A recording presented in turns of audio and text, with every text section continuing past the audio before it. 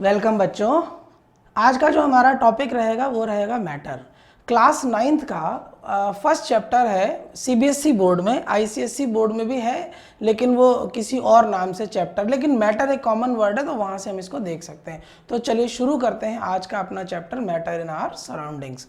तो पहली चीज़ जो मैटर के बारे में कहते हैं, जो हम डेफिनेशन समझते हैं या जानते हैं, तो मैटर की डेफिनेशन क्या कहती है? Anything that has mass and occupies space. तो जिसके पास अपना एक मास होगा और वो स्पेस ऑक्यूपाई करेगा। स्पेस का मतलब जगह ऑक्यूपाई कर रहा है। जगह मतलब उसका फिर एक क्या है? वॉल्यूम है। अगर आप कॉन्सेप्चुअल वे में जाएं तो आपको ये पता चलेगा कि मास भी होगा मैटर के पास और वॉल्यूम भी होगा मैटर के पास। Anything that has mass as well as space और volume, that is known as matter. Class 9th में जो भी स्टूडेंट आईआईटी जेई या नीट की तैयारी की तरफ अपना करियर देखते हैं, उनको 9th क्लास से साइंस और मैथ को बहुत ही कॉन्सेप्चुअल वे में स्टडी करना चाहिए। चीज़ों को रटना नहीं चाहिए और चीज़ों को उन्हें समझना चाहिए। जितना आप अच्छा समझेंगे उतने आप अच्छी तरीके से आंसर को सॉल्व कर पाएंगे। तो मैटर हमने क्या देखा? कोई भी ऐसी चीज़ जिसके पास मास हो और स्पेस ऑक्यूपाई करे। स्पेस ऑक्यूपाई करने का मतलब है, ये कहना चाह रहा है कि उसके पास कोई ना कोई वॉल्यूम होगा। तो मैटर हर वो चीज़ है जिसके पास मास है, जिसके पास वॉल्यूम है। तो मैटर का एक एग्जांपल इन्होंने स्टेट्स ऑफ मैटर बताया गया है। पहला स्टेट होता है हमारा सॉलिड होता है, दूसरा स्टेट ऑफ मैटर और तीसरा होता है gas. Solid, liquid and gas. तो मैटर जो है 3 स्टेट में पाया जाता है। पहला सॉलिड, दूसरा लिक्विड और तीसरा जो है वो गैसेस स्टेट में। जो मैटर हैं वो अपने इन स्टेट्स, इन्हीं को हम फिजिकल स्टेट्स भी बोलते हैं। तो फिजिकल स्टेट से ये क्या करते हैं? एक स्टेट से दूसरे स्टेट में कन्वर्जन भी इनमें पॉसिबल है। वो हम आगे चल के किसी वीडियो में देखेंगे। तो सबसे पहला स्टेट हमारा क्या है? सॉलिड स्टेट है। दूसरा स्टेट मेरा क्या हो जाता है? लिक्विड स्टेट हो जाता है। और तीसरा स्टेट मेरा हो जाता है गैसेस स्टेट। ये वो स्टेट है जो एकेडमिक्स आपको कहता है पढ़ने के लिए, लेकिन इसके अलावा एक और स्टेट होता है जिसको हम बोलते हैं प्लाज्मा स्टेट। इसका वीडियो हम इसके बाद करेंगे। यहाँ पर फिलहाल इस लेक्चर में हम केवल और केवल इन तीनों स्टेट के बारे में हम एक स्टडी करेंगे। प्लाज्मा को हमने अलग से रखा हुआ है।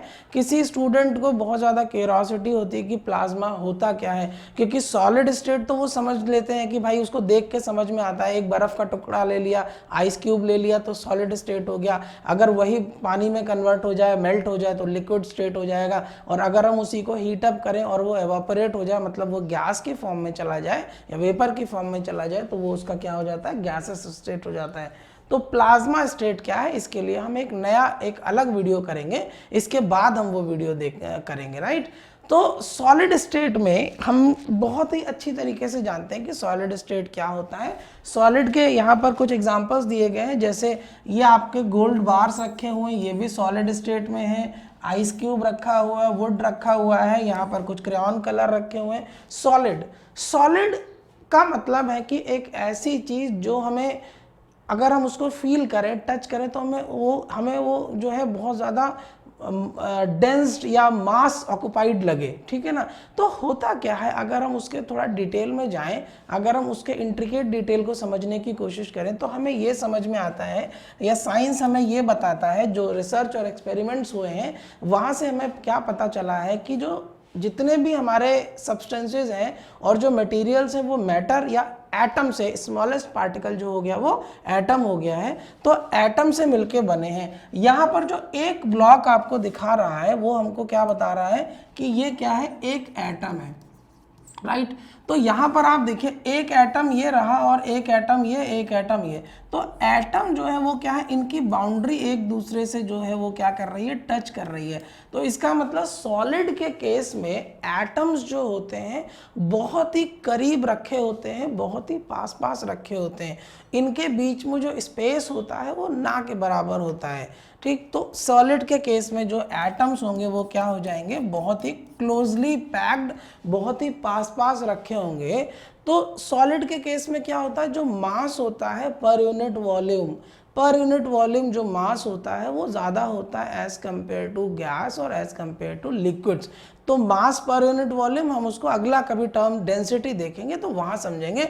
तो आप ऐसे समझिए, अगर ये मैं एक एरिया ले लेता हूँ या एक वॉल्यूम ले लेता हूँ, यहाँ पर अगर मैं सॉलिड के आइटम रखूँगा तो ये क्या होंगे, क्लोजली पैक्ड होंगे, तो ये क्या होंगे, ज़्यादा आ जाएंगे इसमें। अगर मैं लिक्विड की बात करूं तो पार्टिकल्स जो एटम्स होंगे वो थोड़ा थोड़ा दूर होंगे, थोड़े डिस्टेंसेस पर होंगे। तो जब डिस्टेंसेस पर होंगे तो इनके बीच में जो एटम्स होंगे इनके बीच में क्या होगा, थोड़ी थोड़ी जगह आ जाएगी, थोड़ा सा गैप आ जाएगा, इनके बीच में स्पेस आ जाएगा। इस स्पेस को हम बोलते हैं इंटर पार्टिकल स्पेस, दो पार्टिकल के बीच का स्पेस। अगर दो मॉलिक्यूल की बात की गई है तो इसको हम इंटर मॉलिक्यूलर स्पेस बोलते हैं। अगर हम एटम के बेसिस पर हम किसी चीज़ को बता रहे हैं तो हम इसको इंटर एटॉमिक स्पेस कह देते हैं। तो ध्यान रखिएगा, कोई अंतर नहीं है इसमें कि इंटर पार्टिकल स्पेस और इंटर एटॉमिक स्पेस और इंटर मॉलिक्यूलर स्पेस। अगर हमें नहीं पता है कि ये मॉलिक्यूल है, एटम है, तो हम इंटर पार्टिकल बोल देते हैं। अगर हमको पता है कि ये एटम के बीच के स्पेस की बात कर रहे हैं तो इंटर एटॉमिक स्पेस हो जाता है। अगर हम मॉलिक्यूल के बीच की बात करते हैं तो ये इंटर मॉलिक्यूलर स्पेस हो जाता है। तो लिक्विड्स के केस में हमें बहुत अच्छे से पता है, आपके कलर्स होते हैं, लिक्विड कलर, वाटर हो गया, कोल्ड ड्रिंक्स पीते हैं, लिक्विड स्टेट है। तो लिक्विड और सॉलिड में डिफरेंस क्या हो गया कि सॉलिड के जो एटम्स या मॉलिक्यूल्स या पार्टिकल्स होंगे वो बहुत ज़्यादा क्लोजली पैक्ड होंगे, उनके बीच में जो गैप या जो स्पेस होगा वो ना के बराबर होगा। लेकिन लिक्विड्स के केस में ये गैप और स्पेस थोड़ा सा बढ़ जाता है, राइट। अभी हम उसका कारण भी देखेंगे क्यों बढ़ जाता है। तो यहाँ पर आपको एक पिक्चर भी दिखाई गई है, तो ये दिखा रहा है आपको कि जो स्पेस है उनके बीच में क्या हो जाता है, बढ़ जाता है। अब हम बात करते हैं गैसेस की। तो गैसेस के केस में ये स्पेस जो है वो और ज़्यादा बढ़ जाएगा। सॉलिड के केस में एटम्स क्लोजली पैक होंगे, लिक्विड के केस में थोड़ा सा दूर चले जाएंगे, और गैसेस के केस में ये और दूर चले जाएंगे। इसको बोलते हैं इंटर पार्टिकल स्पेस, इसको हम बोलते हैं इंटर पार्टिकल स्पेस। सॉलिड के केस में इंटर पार्टिकल स्पेस बहुत कम, जीरो, ना के बराबर, थोड़ा सा ज़्यादा स्पेस हो जाएगा लिक्विड में, और गैसेस के केस में ये स्पेस बहुत ज़्यादा बढ़ जाता है। जब ये स्पेस देखिए बहुत ज़्यादा बढ़ जाएगा तो ये एटम्स या पार्टिकल क्या होंगे, एक दूसरे से क्या होंगे, काफ़ी दूर चले जाएंगे, काफ़ी दूर चले जाएंगे।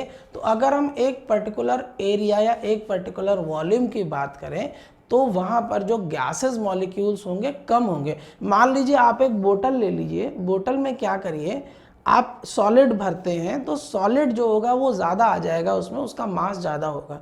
अगर आप उसी बोतल में, उसी कंटेनर में अगर आप लिक्विड भरते हैं तो लिक्विड फिल तो करेगा लेकिन उसका मास उतना नहीं होगा जितना सॉलिड का होगा, राइट। और गैस को फिल करते हैं तो उसका मास उनसे बहुत ही कम होगा, कंसिडरिंग कि एक ही मॉलिक्यूल के पार्टिकल्स हो, अगर हम आइस और गैस और लिक्विड को फिल कर रहे हैं तो।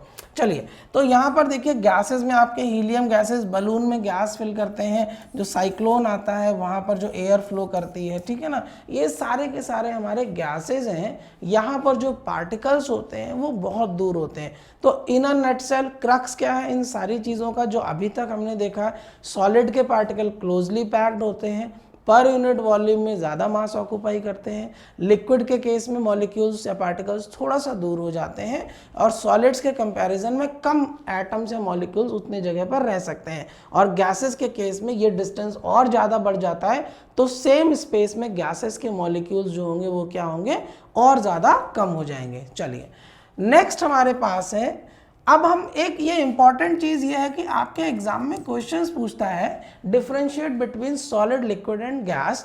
तो यहाँ पर हम डिफरेंशिएट भी करते चलेंगे और इसको हम और ज़्यादा समझते भी चलेंगे इनके जो है कैरेक्टरिस्टिक्स के बेसिस पर। तो सबसे पहला कैरेक्टरिस्टिक्स है अरेंजमेंट ऑफ मॉलिक्यूल्स। सॉलिड के केस में जो मॉलिक्यूल होंगे वो किस तरीके से अरेंज होंगे वो हमें देखना है। तो सॉलिड के केस में क्या होता है, मॉलिक्यूल्स रेगुलर होते हैं और क्लोजली पैक्ड होते हैं। देखिए रेगुलर का मतलब क्या होता है, रेगुलर का मतलब एक एटम ये है, एक एटम ये है, एक एटम ये है। मतलब क्या है, ये क्या हो जाएंगे, इक्वल डिस्टेंस होंगे, हालांकि सॉलिड के केस में ये क्लोजली पैक होंगे और एक लाइन में होंगे, एक पैटर्न को फॉलो करेंगे। जैसे स्कूल में प्रेयर होती है तो हम क्या एक लाइन में लग जाते हैं, तो लाइन में लगना it is a kind of regular arrangement, ये एक पैटर्न है। तो सॉलिड्स के जो एटम्स या मॉलिक्यूल्स होते हैं वो एक डेफिनेट पैटर्न को फॉलो करते हैं। एटम्स जो होंगे एक दूसरे के बाद बिल्कुल जो है एक लाइन में लगना शुरू हो जाएंगे या एक पर्टिकुलर ज्योमेट्री फॉर्म करते हुए लगेंगे। ऐसा नहीं है कि रेंडमली कहीं भी लग जाएंगे, कहीं भी जुड़ जाएंगे, कहीं भी सेटल हो जाएंगे। तो इसीलिए बोला गया रेगुलर। रेगुलर का मतलब है एक पैटर्न को फॉलो करेंगे।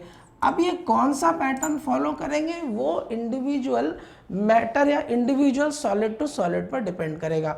मान लो चीनी का एक मॉलिक्यूल है, शुगर पार्टिकल है या शुगर सब्सटेंस है, तो शुगर में जो पार्टिकल होंगे शुगर के, उनका अरेंजमेंट किसी और तरीके से हो सकता है। और सोडियम क्लोराइड जो नमक है वहाँ पर अरेंजमेंट ऑफ पार्टिकल किसी और तरीके से हो सकता है। वो जो ज्योमेट्री ऑफ अरेंजमेंट है वो डिफर करेगा सॉलिड टू सॉलिड। दूसरा यहाँ पर क्लोजली पैक्ड होता है, ये हमने अभी पीछे देख लिया है। लिक्विड के केस में जो मॉलिक्यूल्स होते हैं वो रैंडमली अरेंज होते हैं। रैंडमली का मतलब है कि एक डिस्टेंस उनके बीच में होगा लेकिन कोई पैटर्न नहीं होगा, कोई ज्योमेट्री फॉर्म नहीं कर रहे होंगे किसी भी तरीके से, कहीं पर भी 3 डायमेंशनल स्पेस में वो अरेंज हो जाएंगे। जैसे ऐसा नहीं, सॉलिड के केस में क्या होगा कि एक लाइन में लगते चले जाएंगे इस तरीके से सॉलिड के केस में। लिक्विड के केस में क्या होगा, एक पार्टिकल यहाँ पर है, दूसरा यहाँ पर है, तीसरा यहाँ पर है, चौथा यहाँ हो गया, पांचवा यहाँ हो गया। ये यहाँ पर कोई डेफिनेट सेट पैटर्न नहीं है, रैंडमली अरेंज हो रहे हैं। अच्छा, लिक्विड के केस में जो रैंडम अरेंजमेंट है अगर आप उसको देखें, एक्चुअली सॉलिड से लिक्विड में जब कोई सब्सटेंस कन्वर्ट होता है तो उसके अंदर एनर्जी आ जाती है। मतलब जो लिक्विड या जो पार्टिकल्स होते हैं लिक्विड के या गैस के, वो लिक्विड जो पार्टिकल्स होते हैं उनमें जो एनर्जी होती है वो सॉलिड और लिक्विड के कंपैरिजन में ज़्यादा होती है, तो जिसकी वजह से वो कंटिन्यूसली मूवमेंट में होते हैं। और जब वो कंटिन्यूसली मूवमेंट में होते हैं तो एक रेगुलर सेट पैटर्न बना ही नहीं पाते हैं। तो हम क्या कहते हैं उनको, they are sparsely arranged. Sparsely का मतलब है बिखरे हुए अरेंज्ड है, दूर दूर अरेंज हैं, ठीक। और गैसेस के केस में यहाँ पर भी अरेंजमेंट जो होता है वो रैंडम होता है, कोई डेफिनेट ज्योमेट्री या डेफिनेट पैटर्न को फॉलो नहीं करेगा। लेकिन जो अरेंजमेंट होगा वो गैसेस लिक्विड के कंपैरिजन में और ज़्यादा स्पार्स होगा, मतलब और ज़्यादा दूर दूर बिखरे हुए होंगे। लिक्विड के केस में पास होंगे, एक डेफिनेट अरेंजमेंट को फॉलो करेंगे। लिक्विड के केस में थोड़ा सा दूर हो जाएंगे, रैंडम हो जाएंगे, कोई अरेंजमेंट फॉलो नहीं कर सकते हैं क्योंकि पार्टिकल के पास जो है ज़्यादा एनर्जी है, जिसकी वजह से वो रैंडमली कंटिन्यूसली मोशन में है। गैसेस के केस में ये जो मोशन है ये बहुत ज़्यादा बढ़ जाता है, जिसकी वजह से ये और ज़्यादा दूर हो जाते हैं और ज़्यादा रैंडमली अरेंज हो जाते हैं, राइट। तो पहला कैरेक्टरिस्टिक्स है हमारा अरेंजमेंट ऑफ मॉलिक्यूल। दूसरा कैरेक्टरिस्टिक है हमारा shape and size of molecule. मतलब जो सॉलिड होंगे, सॉलिड या लिक्विड या गैस के जो मॉलिक्यूल्स होंगे उनका शेप कैसा होगा और उनका साइज कैसा होगा। तो शेप एंड साइज की बात करें तो सॉलिड्स का डेफिनेट शेप होता है। डेफिनेट शेप मतलब एक निश्चित शेप है। जैसे मेरे हाथ में ये पेन है, इसका एक डेफिनेट शेप है क्योंकि सॉलिड है। तो सॉलिड के केस में क्योंकि अरेंजमेंट ऑफ एटम्स रेगुलर है, अरेंजमेंट ऑफ पार्टिकल्स रेगुलर है, एक डेफिनेट ज्योमेट्री को फॉलो करते हैं, इन्हीं की वजह से इनको एक शेप मिल पाता है। लिक्विड के केस में ये जो अरेंजमेंट है ये बिखर जाता है क्योंकि उनके पास जो एनर्जी है मॉलिक्यूल्स के पास वो ज़्यादा हो जाती है, जिसकी वजह से ये किसी सेट पैटर्न को अचीव नहीं कर पाते हैं। मतलब इनका डेफिनेट शेप अपना नहीं होता है खुद का, मतलब। लेकिन अगर आप इनको किसी बोतल में रखेंगे तो ये बोतल के शेप में हो जाएंगे, कटोरी में रख रहे हैं तो कटोरी का जो शेप होगा, थाली में रखेंगे तो ये फैल जाएंगे। तो इनका अपना शेप नहीं होता है। इनको अपना शेप एक्वायर करने के लिए एक आउटर बाउंड्री या एक सपोर्ट चाहिए होता है लिक्विड्स के केस में, राइट। तो लिक्विड्स के केस में they do not have definite shape, उनके पास कोई भी डेफिनेट शेप नहीं होता है, राइट। दूसरा, सॉलिड के केस में एक डेफिनेट वॉल्यूम होता है। देखिए सॉलिड क्योंकि अरेंजमेंट ऑफ एटम जो है एक पैटर्न को फॉलो कर रहा है, तो या तो ये रेक्टेंगुलर होगा, मतलब अगर आप 3 डायमेंशनल स्पेस की बात करें, 3D आर्टिकल की बात करें, तो स्फेरिकल हो सकता है, कॉनिकल हो सकता है, सिलेंड्रिकल हो सकता है, क्यूबिकल है, क्यूबॉइडल है। मतलब इनका एक रेगुलर शेप और पैटर्न और डेफिनेट वॉल्यूम है जिसको आप मैथमेटिकल फार्मूला के थ्रू कैलकुलेट कर सकते हैं। लेकिन लिक्विड के केस में इनके पास कोई अपना डेफिनेट वॉल्यूम जैसे शेप तो नहीं होगा, लेकिन आपने लिक्विड को क्या कर दिया, किसी ग्लास में किसी सिलेंड्रिकल ऑब्जेक्ट में फिल कर दिया है, तो जो उसका वॉल्यूम होगा वही इस लिक्विड का वॉल्यूम हो जाएगा। हम लोग क्या करते हैं, जैसे दूध वाला दूध देके जाता है तो वो 1 लीटर मेजर करता है, लिक्विड को मेजर करता है। एक्चुअली वो जो उसके पास बर्तन होता है जिसमें 1 लीटर का मेजरमेंट होता है, वो उसमें उसको फिल कर देता है। उसको पता है कि इसका वॉल्यूम 1 लीटर है और इसके अंदर जब लिक्विड जाएगा तो उसका वॉल्यूम भी इतना हो जाएगा। तो यहाँ पर क्या होता है, इसका लिक्विड का कोई शेप नहीं होता है, जिस कंटेनर में पहुँचता है उसी का शेप एक्वायर कर लेता है और वॉल्यूम भी उसी का होगा जिस कंटेनर में ये होगा, डेफिनेट वॉल्यूम, राइट, वो जिस कंटेनर में ही है। अब आपने 1 लीटर का कंटेनर लिया, उसमें 1 लीटर पानी डाल दिया, उसको आप थाली में ले जाइए, तो थाली में शेप तो चेंज हो जाएगा लेकिन वॉल्यूम चेंज नहीं होगा, वॉल्यूम थोड़ी ना कम ज़्यादा हो जाएगा। तो डेफिनेट वॉल्यूम तो यहाँ पर आपको देखने को मिलता है, इसीलिए कहते हैं they do not have definite shape. Liquids के केस में गैसेस के केस में इनके पास अगेन कोई भी डेफिनेट शेप नहीं होता है। रीज़न वही है, एनर्जी ज़्यादा है, दूर दूर जा रहे हैं, कोई शेप को एक्वायर नहीं कर सकते हैं। जब तक पार्टिकल खुद ब खुद स्टेबल नहीं होगा, पार्टिकल एक सेटल्ड पोजीशन में नहीं आएगा, एक सेट पैटर्न नहीं बनाएगा, एक ज्योमेट्री फॉर्म नहीं करेगा, तब तक उसके पास कोई भी शेप नहीं हो सकता है। लेकिन इनके पास डेफिनेट वॉल्यूम होता है। अभी डेफिनेट वॉल्यूम कैसे होगा, जिस कंटेनर में ये रखे जाएंगे उस कंटेनर के जितना इनका वॉल्यूम होगा। जैसे हमारे यहाँ गैस सिलेंडर आता है तो वहाँ पर लिखा रहता है कि भाई 14.2 kg है, कमर्शियल सिलेंडर 19 किलो का आता है, तो उसके अंदर गैस को फिल कर दिया है, हाई कंप्रेशन के साथ गैस को फिल कर दिया है, तो जो उसका वॉल्यूम है सिलेंडर का वही उनका हो जाता है। तो एक्चुअली जब गैस वाला गैस लेके आता है तो वॉल्यूम नहीं बताता है, उसको वेट करके मेजरमेंट करके वेट से उसको हम जो है वो सेल करते हैं, ठीक है ना। तो यहाँ पर हमने देखा कि अरेंजमेंट ऑफ मॉलिक्यूल और शेप एंड साइज के बेसिस पर भी सॉलिड और लिक्विड्स को हम किस तरीके से क्लासिफाई करते हैं। नेक्स्ट है हमारा रिजिडिटी। रिजिडिटी, पहले हम इसका डेफिनेशन देख लेते हैं कि रिजिडिटी से हम समझते क्या है। रिजिडिटी का मतलब है the property of material being stiff. Stiff का मतलब है टाइट, मतलब रेजिस्टेंस करना, मतलब अगर आप जैसे टेबल को धक्का दे तो टेबल रेजिस्ट करता है, किसी सॉलिड को धक्का देते हैं, दीवार को धक्का दे रहा है, वो रेजिस्ट कर रहा है।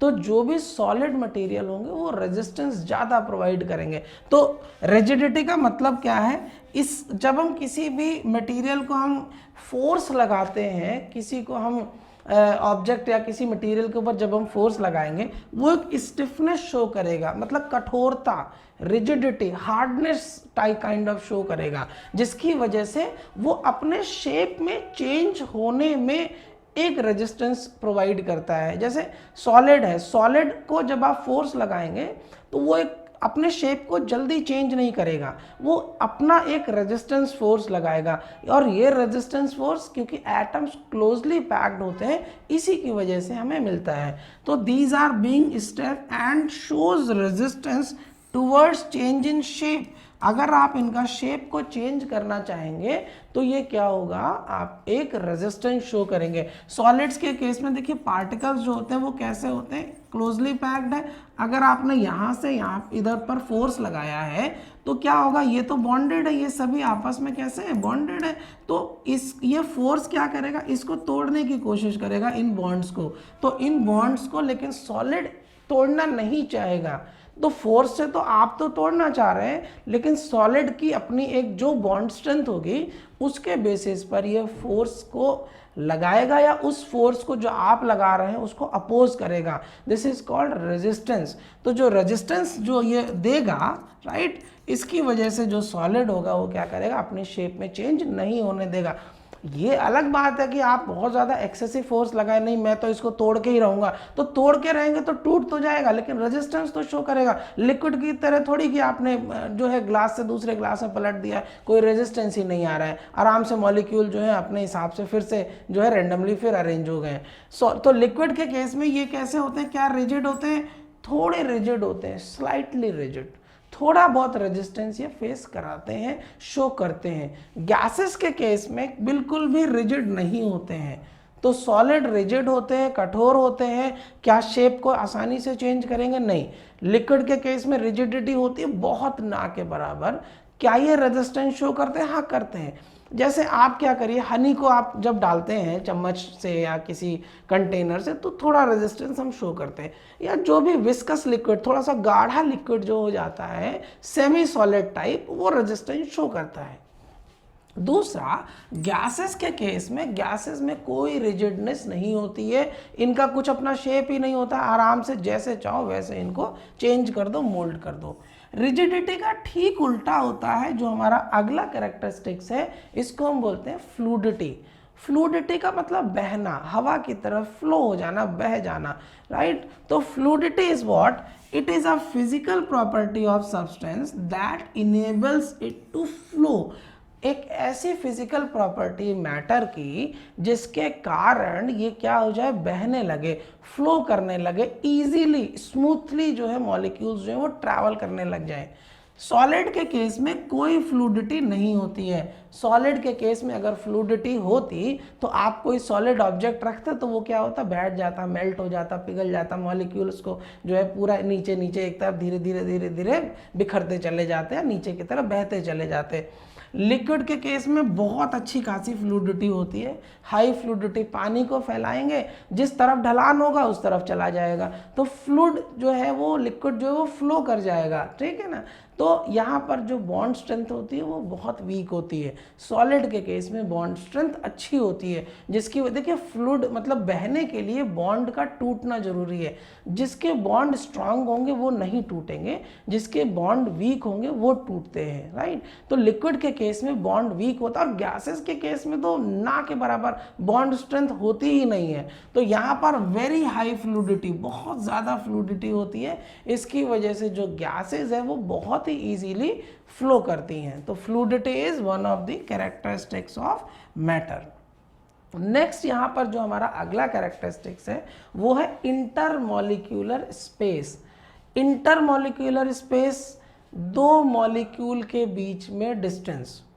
अगर एक सॉलिड में, सॉलिड के किसी दो मॉलिक्यूल को हम क्या, किसी दो पार्टिकल को अगर हम ऑब्जर्व करते हैं तो एक पार्टिकल ये हो गया, एक पार्टिकल ये, इनके बीच का डिस्टेंस, इसको हम बोलते हैं इंटर पार्टिकल स्पेस। ये डिस्टेंस आप सेंटर टू सेंटर मेजर करते हैं, ध्यान रखिएगा, इस डिस्टेंस को आप सेंटर टू सेंटर मेजर करते हैं।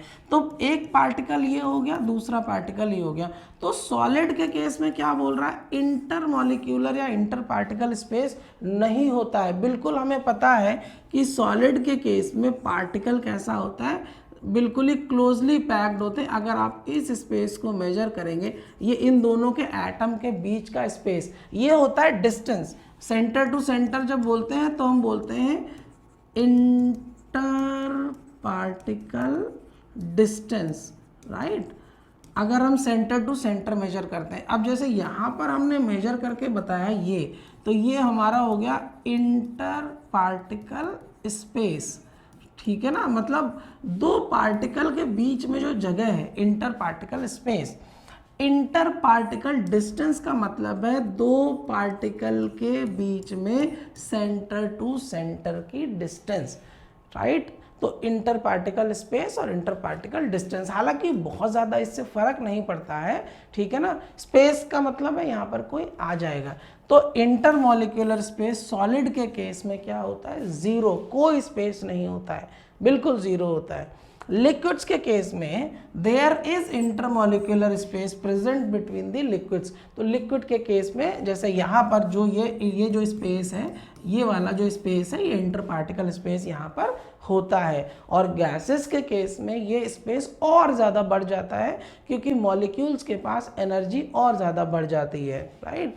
तो अच्छा, जैसे मैंने अभी बोला कि मॉलिक्यूल के पास एनर्जी बहुत ज़्यादा बढ़ जाती है, ये एनर्जी कहाँ से आई, ये हम वहाँ पर अगले किसी लेक्चर में जो हमारा इसी सीरीज़ में आएगा, जहाँ पर हम बात करेंगे inter conversion of states of matter, वहाँ पर हम देखेंगे जब सॉलिड से लिक्विड में कन्वर्जन होता है या जब लिक्विड से गैस में कन्वर्जन होता है तो एनर्जी किस तरीके से चेंज होती है, वहाँ देखेंगे। बस फिलहाल के लिए आप इतना देख लीजिए या इतना याद कर लीजिए कि सॉलिड के पार्टिकल के पास एनर्जी सबसे कम होती है, उससे ज़्यादा एनर्जी लिक्विड के पास होती है और उससे ज़्यादा एनर्जी फर्दर गैसेस के पास होती है। So in case of gas intermolecular space is very very high, बहुत हाई होता है, स्पेस बहुत दूर दूर होते हैं, राइट।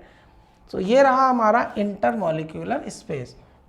अगला जो हमारा कैरेक्टर है, this is called intermolecular force of attraction.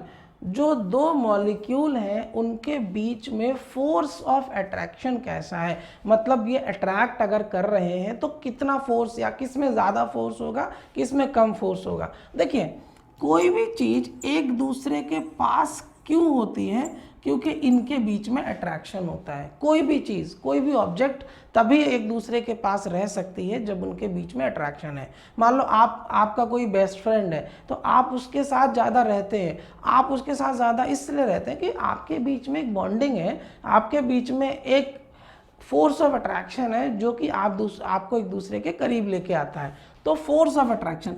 अभी सॉलिड के केस में जो पार्टिकल्स हैं वो क्लोजली पैक्ड हैं, और क्लोजली पैकिंग या पास पास होना तभी पॉसिबल होगा जब आप इनके बीच में जो फोर्स ऑफ अट्रैक्शन है वो बहुत ज़्यादा होगा।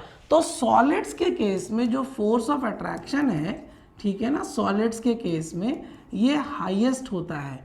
अब लिक्विड्स के केस में पार्टिकल्स जो है थोड़ा सा दूर चले जाते हैं, थोड़ा सा दूर चले जाते हैं। और दूर ये क्यों जा रहे हैं, क्योंकि लिक्विड के पास एनर्जी थोड़ी सी ज़्यादा होती है, जिसकी वजह से जिसके पास एनर्जी ज़्यादा होगी वो मोशन में ज़्यादा रहेगा, और ज़्यादा मोशन में रहेगा तो मूवमेंट में रहेगा, और जब मूवमेंट में है तो वो दूर है, ठीक है ना। पास रह के, क्लोज रह के मूवमेंट पॉसिबल नहीं है। मूवमेंट या मोशन तभी पॉसिबल है थोड़ा सा डिस्टेंस मेंटेन होगा, ठीक। तो ये जो स्पेस जब बढ़ जाएगा तो फोर्स ऑफ अट्रैक्शन क्या हो जाएगा, डिक्रीज हो जाएगा। फोर्स ऑफ अट्रैक्शन क्या हो जाएगा, डिक्रीज हो जाएगा, जिसकी वजह से पार्टिकल जो है वो थोड़ा थोड़ा दूर दूर हो जाएंगे। तो सॉलिड्स के केस में जो फोर्स ऑफ अट्रैक्शन होता है वो कैसा होता है, हाईएस्ट होता है। लिक्विड्स के केस में आप ऐसे समझिए, सॉलिड से कम होता है और गैसेस से ज़्यादा होता है, मतलब बीच में होता है, intermediate as compare to solid and liquid. तो ये स्पेस हो गया, ठीक। गैसेस के केस में ये स्पेस बहुत ज़्यादा बढ़ जाता है, तो फोर्स ऑफ अट्रैक्शन जो गैसेस में होगा ये कैसा हो जाएगा, मिनिमम, सबसे कम हो जाएगा, मिनिमम हो जाएगा, ठीक। जिसके बीच में स्पेस ज़्यादा है, जिसके बीच में स्पेस ज़्यादा है वहाँ पर फोर्स ऑफ अट्रैक्शन ऑब्वियसली कम होगा। जिसके बीच में अट्रैक्शन बहुत कम है या ज़ीरो स्पेस है, उसके बीच में फोर्स ऑफ अट्रैक्शन बहुत हाई होगा, क्योंकि उसने एक दूसरे को इतना टाइटली होल्ड कर रखा है कि उसके बीच में वो स्पेस होने ही नहीं दे रहा, मतलब उसको दूर जाने ही नहीं दे रहा है, राइट। तो सॉलिड के केस में very high force of attraction, liquid के केस में थोड़ा सा कम हो जाता है, और गैसेस के केस में नो फोर्स ऑफ अट्रैक्शन, लगभग फोर्स ऑफ अट्रैक्शन ज़ीरो होता है, ना के बराबर होता है, क्योंकि गैसेस के मॉलिक्यूल बहुत ज़्यादा काइनेटिक एनर्जी रखते हैं और बहुत हाई स्पीड में और हाई मोशन के साथ कंटिन्यूसली मूवमेंट करते रहते हैं। तो ये रहा हमारा फोर्स ऑफ अट्रैक्शन का discussion, intermolecular force of attraction. Next है हमारा जो कैरेक्टरिस्टिक्स ऑफ पार्टिकल है, दिस इज कॉल्ड कंप्रेशन। देखिए, कंप्रेशन का मतलब होता है दबाना। किसी चीज़ को हम लोग क्या करें, कंप्रेस करें। उनके कंप्रेस करने के ड्यूरेशन पे जो पार्टिकल है या जो मॉलिक्यूल है वो क्या हो जाएंगे, क्लोज आ जाएंगे और ज़्यादा करीब आने लग जाएंगे। तो कंप्रेशन, सॉलिड्स इनकम्प्रेसिबल बोल रहा है। देखिए, सॉलिड के पार्टिकल तो ऑलरेडी क्लोजली पैक्ड है, अब उससे करीब तो नहीं हो सकते। उससे करीब तो तभी होगा कि जब आप एक्सेसिव फोर्स लगाएं और एक एटम दूसरे एटम के अंदर पेनिट्रेट कर जाए। अगर पेनिट्रेट कर जाएगा तो ब्रेकिंग हो जाएगा। इसीलिए जब आप सॉलिड को एक्सेसिवली कंप्रेस करते हैं तो वो फट जाते हैं, टूट जाते हैं, बिखर जाते हैं। ऐसा नहीं हो कि वो और ज़्यादा क्लोजली पैक्ड हो जाएंगे, सॉलिड्स तो ऑलरेडी क्लोजली पैक्ड है, ठीक है।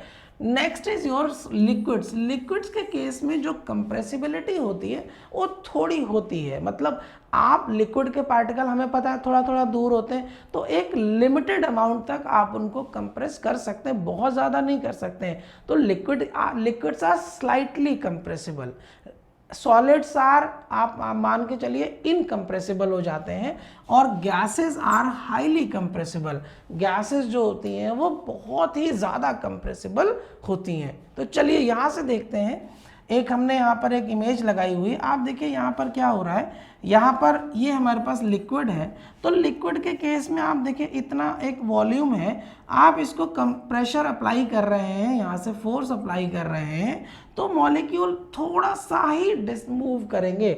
आप इसके लेवल को देखेंगे और इसको लेवल को देखेंगे, तो ये एक मार्जिनल सा डिफरेंस है, बहुत ज़्यादा डिफरेंस नहीं है। तो कंप्रेशन तो हुआ है लेकिन कम हुआ है, बहुत ही कम कंप्रेशन हुआ है, नेग्लिजिबल कंप्रेशन हुआ है। लेकिन अगर यही हम गैस को ऑब्जर्व करते हैं तो गैस के केस में बहुत अच्छा खासा कंप्रेशन, बहुत अच्छा खासा रिडक्शन इन वॉल्यूम देखने को मिला है। जब भी कंप्रेशन होगा तो वॉल्यूम कम हो जाएगा, रिड्यूस हो जाएगा, लेकिन मास में कोई चेंज नहीं होगा। ध्यान रखिएगा, मास में कोई चेंज नहीं होगा, वॉल्यूम में चेंज होगा बस, because mass is universal constant, mass में कभी चेंज नहीं होता है। तो गैसेस के केस में क्या हो रहा है, यहाँ पर पार्टिकल्स जो होते हैं वो और क्लोजली पैक्ड होते हैं और ज़्यादा करीब आ जाते हैं, तो कंप्रेस होने की जो प्रोबेबिलिटी है वो बहुत ज़्यादा है गैसेस के केस में। इसीलिए हम बोलते हैं gases are highly compressible, right. Next is your rate of diffusion. Next is rate of diffusion. Diffusion हम पहले समझते हैं, फिर हम बात करेंगे रेट ऑफ डिफ्यूजन क्या होता है। तो एक पिक्चर मैंने यहाँ पर लगाई है, यहाँ पर आप देखिए, यहाँ पर ये कुछ स्मोक है या फ्यूम्स हैं, ये क्या कर रहा है, यहाँ से ये निकल रही हैं और देखिए ये क्या कर रही हैं, आगे की तरफ क्या कर रही है, मूव करती जा रही हैं। इनका जो मूवमेंट है वो क्या हो रहा है ये देखते हैं ज़रा। देखिए यहाँ ये हमारे पास इस जगह पर जो कंसंट्रेशन है गैस का या सॉल्यूट का, सॉल्यूट और सॉल्वेंट आई होप आपको पता होगा, नहीं तो मैं फटाफट बता देता हूँ। सॉल्यूट का मतलब है वो पार्टिकल जो किसी के अंदर मिलने जा रहे हैं, और सॉल्वेंट वो पार्टिकल जो किसी को अपने अंदर ले रहे हैं, सॉल्वेंट वो। अब आप देखिए यहाँ पर क्या, इसके चारों तरफ क्या है, एयर है, इसके चारों तरफ क्या है, एयर है। अब ये स्मोक यहाँ से बाहर निकल रहा है, तो स्मोक जो हो गया ये हमारा क्या होगा, सॉल्यूट। ये स्मोक जो है वो क्या कर रहा है, मिलने जा रहा है, किसमें, मिलने या घुलने जा रहा है, किसमें, एयर में। तो एयर के बीच में, एयर के अंदर जा रहा है, तो स्मोक जो हो गया वो मेरा सॉल्यूट हो गया है। और किसके अंदर जा रहा है, कौन इसको अपने अंदर आने के लिए अलाउ कर रहा है, वो सॉल्वेंट हो गया है। तो एयर हमारा जो हो जाएगा वो क्या हो जाएगा, सॉल्वेंट, ठीक। अब यहाँ से इस पर्टिकुलर जगह से स्मोक आ रहा है, जहाँ से आ रहा है वहाँ पर स्मोक की कॉन्सेंट्रेशन बहुत ज़्यादा होगी, तो ये वाला जो रीजन होगा ये कैसा होगा, हाई कॉन्सेंट्रेशन का रीजन होगा। और इससे दूर हर जगह, इससे दूर की हर जगह कैसी होगी, लो कंसंट्रेशन की हो जाएगी। अब इसके कंपैरिजन में देखेंगे, हर वो जगह जो इसके बाहर होगी, इससे दूर होगी, वो लो कंसंट्रेशन पर होगी। तो जो पार्टिकल का या जो सॉल्यूट का जो मूवमेंट होता है वो अपने सॉल्यूट के हायर कंसंट्रेशन से लोअर कंसंट्रेशन की तरफ मूवमेंट होता है। तो यहाँ पर हायर कंसंट्रेशन है, यहाँ से मूव कर रहा है, यहाँ से दूर जा रहा है, तो हायर कंसंट्रेशन से लोअर कंसंट्रेशन की तरफ मूव कर रहा है। So this is called diffusion, right. So I hope आपको ये डिफ्यूजन क्लियर हो गया होगा। तो यहाँ पर हाई कंसंट्रेशन से लो कंसंट्रेशन की तरफ ये क्या करता है, मूव करता है, राइट। एक पिक्चर और देखिए, यहाँ पर देखिए क्या बोल रहा है, यहाँ पर रेड कलर के एटम्स हैं और दूसरा जो है ग्रे कलर के एटम्स को दिखाया गया है, पार्टिकल्स को दिखाया गया है, ठीक है ना। तो यहाँ पर क्या हो रहा है, ये पार्टिकल्स जो है अपने आपस में मिक्स हो रहे हैं, ठीक है ना। इनिशियली आप देखेंगे यहाँ पर एक पर्टिकुलर रेड का कंसंट्रेशन ज़्यादा है और यहाँ पर ग्रे का कंसंट्रेशन ज़्यादा है। थोड़े टाइम के बाद जो रेड वाले पार्टिकल्स हैं वो ग्रे में पेनिट्रेट या मिलने चले जाते हैं, उनके अंदर डिफ्यूज़ हो जाते हैं, उनके अंदर अपनी जगह बना लेते हैं। So this is called diffusion. तो डिफ्यूजन के ड्यूरेशन पे क्या होता है, सॉल्यूट पार्टिकल सॉल्वेंट में जो है मिलता है या चला जाता है। अच्छा, दूसरा यहाँ पर आप ऐसा नहीं कहेंगे कि केवल और केवल सॉल्यूट ही मिक्स हो रहा है, सॉल्वेंट के पार्टिकल भी मिक्स होते हैं, ऐसा नहीं है कि नहीं होते हैं। सॉल्यूट और सॉल्वेंट दोनों के पार्टिकल मिक्स होते हैं, लेकिन ज़्यादा कंसंट्रेशन हमें फील देखने से हमें क्या लगता है कि यहाँ पर जो है कंसंट्रेशन ऑफ स्मोक ज़्यादा है, तो हम उसके पर्सपेक्टिव में कहते हैं कि भाई जो है कि सॉल्यूट के पार्टिकल मूव कर रहे हैं, मिक्सिंग दोनों की होती है, राइट। तो डिफ्यूजन में इंटरमिक्सिंग ऑफ, ठीक, intermixing of solute and solvent particle. तो डिफ्यूजन में सॉल्वेंट और सॉल्यूट दोनों के पार्टिकल मिक्स होते हैं। सॉलिड के केस में जो डिफ्यूजन होता है वो कम होता है। देखिए सॉलिड के केस में क्योंकि एनर्जी तो होती नहीं है सॉलिड के पार्टिकल के पास, जब एनर्जी नहीं होगी सॉलिड के पार्टिकल के पास, क्या वो मोशन में आएंगे? जब वो मोशन में नहीं आएंगे तो डिफ्यूजन पॉसिबल ही नहीं है, क्योंकि डिफ्यूजन के लिए पहला क्राइटेरिया है मोशन में होना चाहिए। सॉलिड के पार्टिकल मोशन में नहीं होते हैं, और दूसरा क्योंकि वो रेगुलरली अरेंज्ड होते हैं, पैक्ड होते हैं, उनके पास इतनी गुंजाइश ही नहीं होती कि वो मूव कर सकें। क्या लिक्विड के केस में होता है डिफ्यूजन? जी हाँ, बिल्कुल होता है। लिक्विड के केस में क्योंकि बहुत ज़्यादा स्कोप होता है मूवमेंट का, मोशन होता है उनके पार्टिकल्स के बीच में, तो यहाँ पर क्या होगा, ये आराम से मूव करते रहेंगे और एक दूसरे के अंदर आते जाते रहेंगे। So this is called diffusion, और लिक्विड के केस में हाई डिफ्यूजन हमें देखने को मिलता है। और सेम चीज़ है गैसेस के केस में भी डिफ्यूजन हमको बहुत देखने को मिलता है। तो जहाँ पर पार्टिकल की काइनेटिक एनर्जी बढ़ जाएगी वहाँ पर मोशन बढ़ जाएगा, मोशन बढ़ने की वजह से जो रेट ऑफ डिफ्यूजन है वो भी क्या हो जाएगा, बढ़ जाएगा। चलिए, next characteristics is your kinetic energy. तो हालांकि हमने बहुत बार इसको डायरेक्टली इनडायरेक्टली बात कर चुके हैं हम काइनेटिक एनर्जी की। तो काइनेटिक एनर्जी के केस में सॉलिड जो होता है, सॉलिड के जो पार्टिकल्स होते हैं उनमें बहुत ना के बराबर काइनेटिक एनर्जी होती है, बहुत कम काइनेटिक एनर्जी होती है, लगभग नेग्लिजिबल है, ज़ीरो। लिक्विड के केस में क्या काइनेटिक एनर्जी होती है? बिल्कुल होती है। गैसेस के केस में काइनेटिक एनर्जी होती है? हाँ जी, बिल्कुल होती है। यहाँ पर देखिए ये गैस के पार्टिकल्स हैं, कितने फास्ट मूव कर रहे हैं, रैंडमली मूव कर रहे हैं, यहाँ से गए यहाँ टकराए, यहाँ से गए यहाँ गए, यहाँ गए यहाँ गए, आपस में टकरा गए, ठीक है ना। तो गैसेस के केस में बहुत ज़्यादा काइनेटिक एनर्जी होती है, जिसकी वजह से उनमें मोशन भी बहुत ज़्यादा होता है, ठीक। दूसरा है हमारे पास, इस पर्टिकुलर ग्राफ को या इस पर्टिकुलर इमेज को आप देखने की कोशिश करिए। सॉलिड के केस में जो पार्टिकल का मोशन है, देखिए ये पार्टिकल एक दूसरे से बंधे हुए हैं, एक दूसरे से क्या है, बंधे हैं। यहाँ पर भी गैसेस के केस में भी ये पार्टिकल एक दूसरे से है, क्लोजली पैक्ड है, लेकिन उतना क्लोजली पैक्ड नहीं है जितना लिक्विड सॉलिड में है। और गैसेस के केस में ये डिस्टेंस जो होता है वो बहुत ज़्यादा हो जाता है। तो सॉलिड के, और अगर हम सॉलिड, लिक्विड और गैस में अगर हम क्या करें, एक पर्टिकुलर हमने क्या कर लिया, सॉलिड ले लिया है, मान लो आपने आइस ले लिया है, आइस में आपने क्या कर दिया, थर्मामीटर डाला, ठीक है ना, या कोई और भी सब्सटेंस आप ले सकते हैं। तो यहाँ पर आपको टेम्परेचर, आप कुछ टेम्परेचर को आप क्या करेंगे, नोट करेंगे।